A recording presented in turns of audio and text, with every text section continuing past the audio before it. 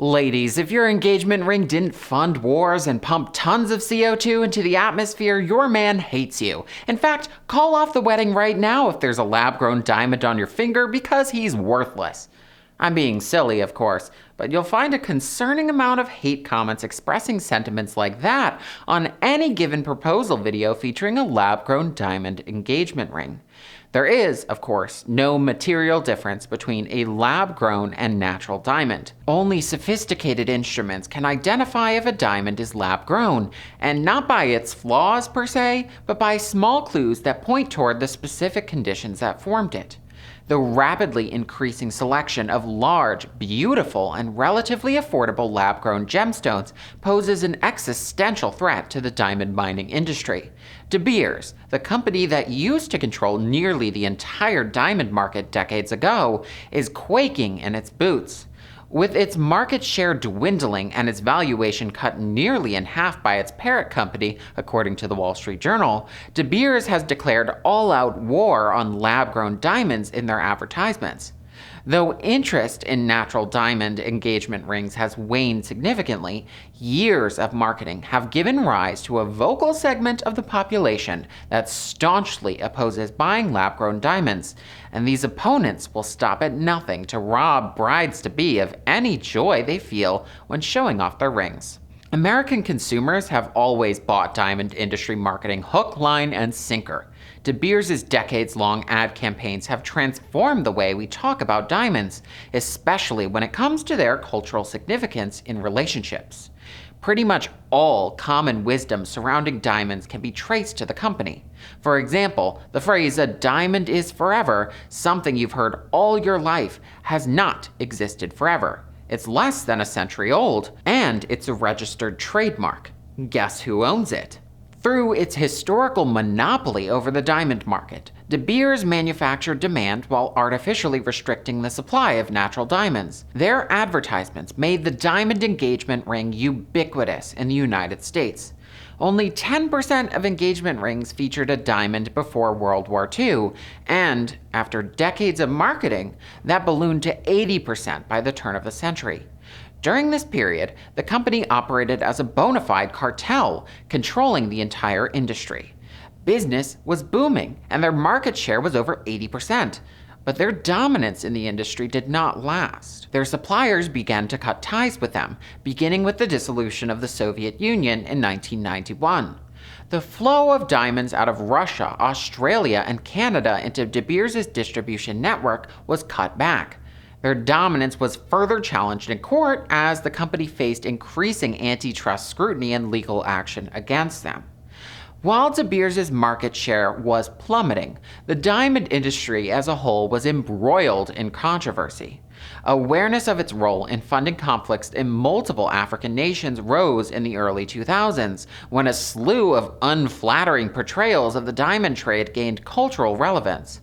The Blood Diamond became a household name, with an eponymous film starring Leonardo DiCaprio, capturing the minds of the American public in 2006. Set in the 1990s, it dramatized the horrors of the Sierra Leone Civil War, where the rebels funded their oppressive regime through mining diamonds. Now associated with amputations and explosions, the reputation of natural diamonds was irreparably harmed. Many of those more high-profile conflicts have since stabilized, and the diamond industry took steps to eliminate blood diamonds from the global supply chain. But the problem of these conflict diamonds hasn't totally vanished. Though many diamonds come from large-scale industrial operations in countries where improved working conditions and regulations limit the damage caused by human rights abuses, it can be very difficult to ensure that any given diamond did not fund a war or cause harm. Diamonds from small-scale operations rife with exploitation are sometimes smuggled out of nations with corrupt and unstable governments and laundered into the global supply chain.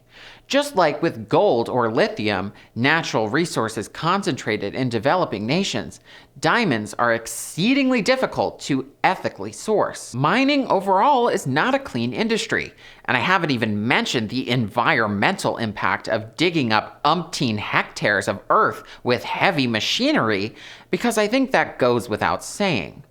Luckily, there is no need to extract diamonds from the ground. Thanks to advancements in technology, diamonds can be grown in a lab. There are two ways this is done: the high-pressure, high-temperature method and chemical vapor deposition. High-pressure, high-temperature simply mimics the natural processes by which diamonds form in the Earth's mantle. Chemical vapor deposition, patented in 1954, is a different process in which a seed diamond is placed in a chamber filled with very hot methane gas and hydrogen. Carbon slowly deposits onto the surface of the seed diamond, forming a crystal structure. The longer it's in the chamber, the larger it gets. Comically large diamonds can be produced via this process, some of them heavier than the Hope diamond. As the technology improved over the years, these diamonds flooded the display cases of jewelry stores, costing significantly less than their natural counterparts. Consumers took note of the value offered by these diamonds, especially when it came to the most high-stakes diamond purchase of their life: a sparkling engagement ring. These days, around half of couples report buying an engagement ring set with a lab-grown diamond, as opposed to one featuring a natural diamond. Many understand that it's absolutely foolish not to buy a diamond ring that's a fraction of the cost of competing products that are scientifically identical to it. Unfortunately, others are fools, or rather have been fooled by the marketing tactics of companies such as De Beers.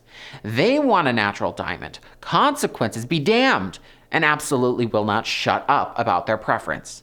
This vocal segment of predominantly women are so insistent on their need for natural diamonds that it almost seems malicious, as one TikTok user noted. The bloodthirstiness of the average woman when it comes specifically to the difference between lab-grown and real diamonds actually scares me so much, or at least it physically disgusts me at times. They will look you in the eye and they will go, "No, but I like that people died for it." So, is this true?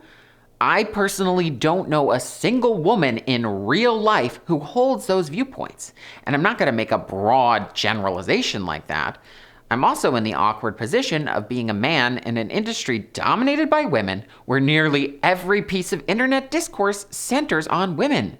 The girls and the gays are pretty much all I talk about, but when it comes to girls, I'm far from an authoritative source here. From a distance, there does seem to be a bunch of bitter Bettys in the comment section of any given woman showing off her engagement ring. The larger the rock, the more these commenters crawl out of the woodwork. Take this video of a then engaged and now married woman, congrats by the way, showing off what she describes as her dream ring. Okay, I have so many questions asking about the ring, so here are the details. Here it is up close. It's a 4.5 carat oval cut diamond and a yellow gold band. And it's my dream ring. The ring is stunning, and the diamond is a real statement piece, both due to its size and brilliant cut. I find it pretty, and more importantly, the bride-to-be did as well. The bitter Bettys, on the other hand, were not impressed.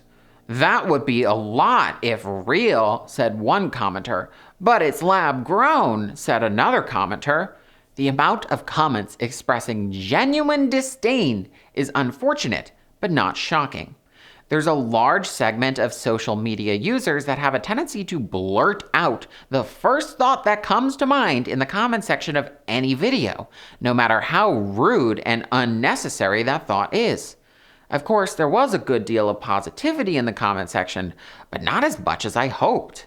There's an air of envy in most of these negative comments.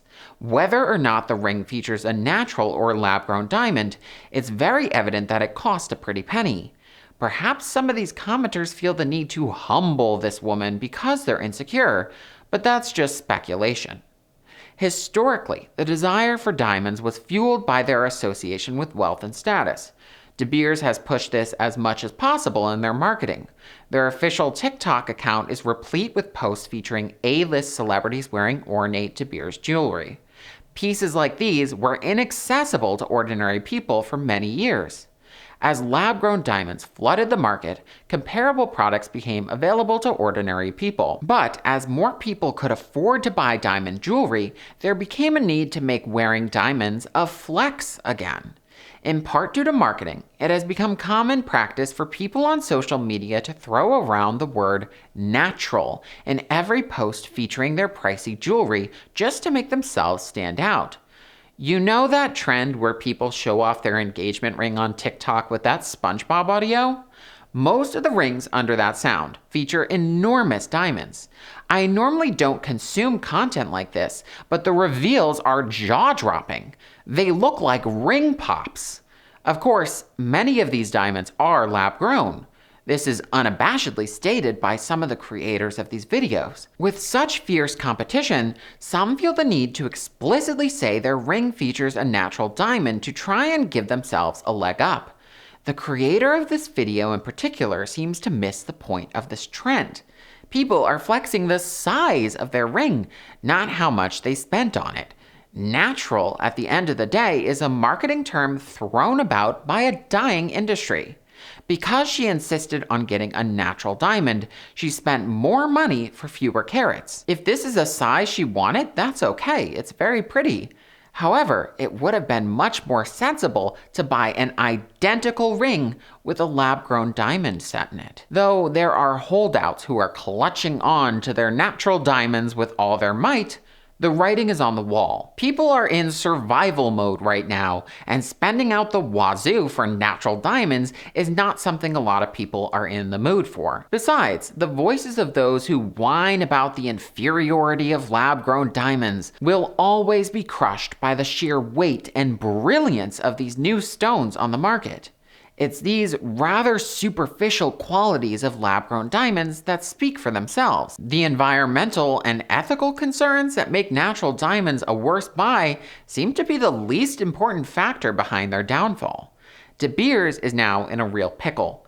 Its once exclusive products were made readily available by its competitors. Another massive feat of social engineering through marketing is required for De Beers to claw back its share of the diamond market. However, they now have to contend with the future of the global economy, one foreseeably without the explosive economic growth that coincided with their rise in market dominance. I won't further prognosticate, but the company's prospects look bleak. Anyway, I'm Robert Tolpe, and if you enjoyed this video, don't forget to like, comment, share, and subscribe, and I hope you have a great week. Bye-bye!